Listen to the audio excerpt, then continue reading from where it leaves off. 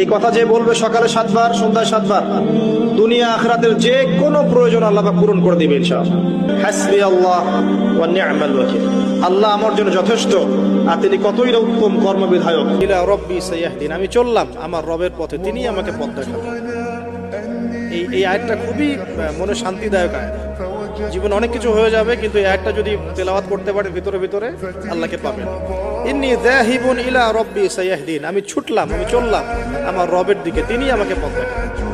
যে ব্যক্তি মন থেকে একবার লা ইলাহা ইল্লাল্লাহ পড়েছে, সমস্ত বিষয় আল্লাহর দিকে সুপর্দ করে, তার অন্যান্য অনেক পাপ থাকতে পারে, আল্লাহ পাক চাইলে সব পাপ মাফ করতে পারে। অতএব মান রব্বুক উত্তর দিতে চাইলে শিরকের পাপে যাওয়া যাবে যাবে না। যখন দেখুন বৃষ্টি হচ্ছে, তখন দোয়া করবেন, দোয়া কবুল হবে ইনশাআল্লাহ। দোয়া করার আগে একবার বলবেন আলহামদুলিল্লাহ, কমপক্ষে একবার বলবেন আলহামদুলিল্লাহি রাব্বিল আলামিন, একবার কমপক্ষে। মানে প্রথমে আল্লাহর প্রশংসা করবেন, তারপর একবার দরুদ পড়বেন আল্লাহুম্মা সাল্লি আলা মুহাম্মাদ ওয়া সাল্লিম, তারপর হাত তুলে দোয়া শুরু করবেন। বৃষ্টি পড়ছে, দোয়া শুরু করে দেন, দোয়া কবুল হবে ইনশাআল্লাহ।